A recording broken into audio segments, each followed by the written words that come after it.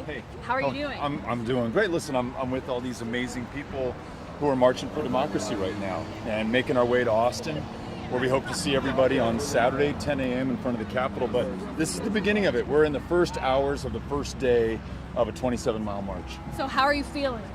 I feel good. I mean, we're lucky. There's some cloud cover, so the sun's not on our backs yet.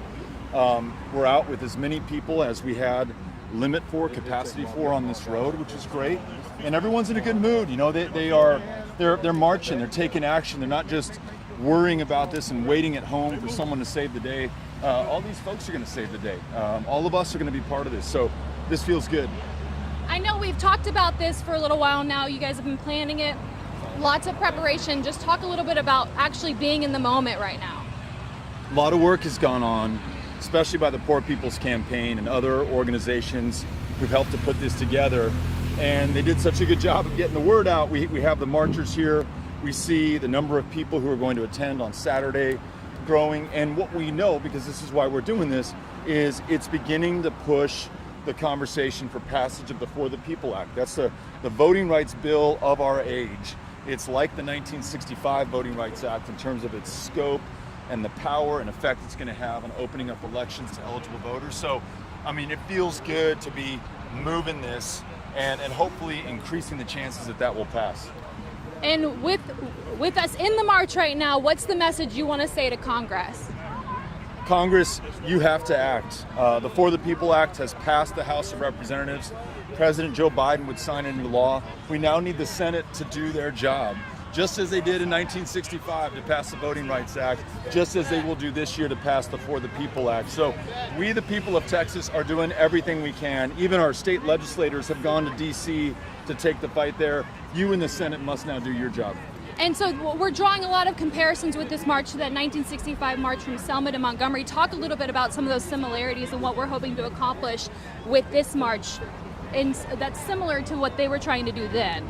For America to pass the Voting Rights Act in 1965, it took, in addition to President Johnson and majorities in the House and the Senate, it took the American people marching just as we are marching today all over the country, taking direct action peacefully and nonviolently, culminating in what John Lewis led on the 7th of March 1965 across the Edmund Pettus Bridge as they sought to travel from Selma to Montgomery.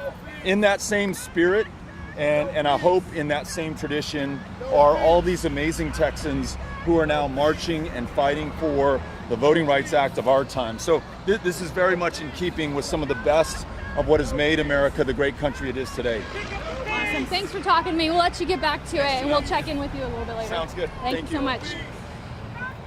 All right, guys, so today they're stopping at a church after this march. Like I said, there's about 125 people here, and then they're going to switch them out. They've got buses and shuttles following them. If anyone gets tired, anyone wants to go home, they have to use the bathroom. They can just jump on a bus, go back. But we'll still talk to some of these people here. I know I'll walk backwards because my photographer's tired of walking backwards. Hi, sir. How are you doing? Hi, how are you? Good. What's your name?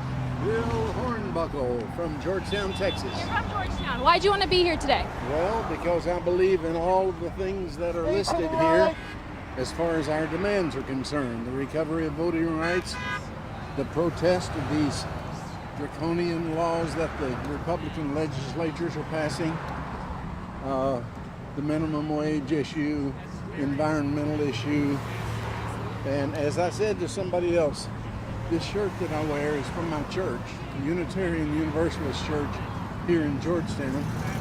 We are organized around a set of principles, 7 principles, and all of those principles are consistent with what we're doing here in this march.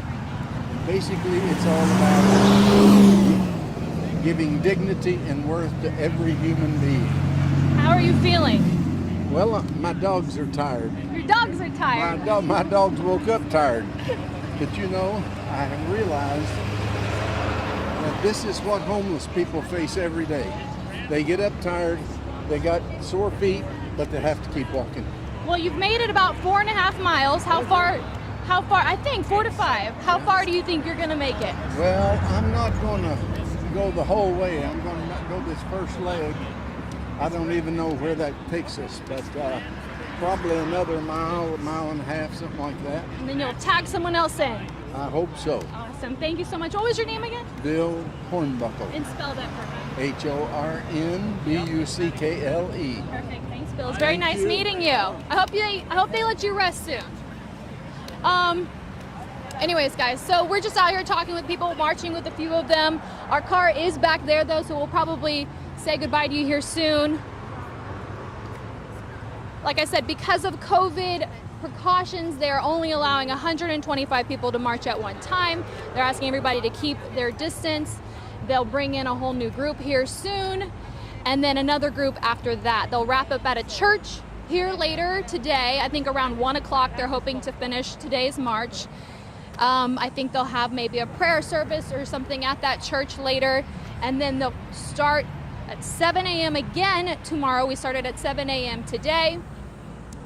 And then again on Friday, all leading up to that really big rally. They're hoping a massive rally Saturday at the Capitol, and we will be following that the entire way. But for now, we will probably walk back to our car just because we're getting a little far away from it.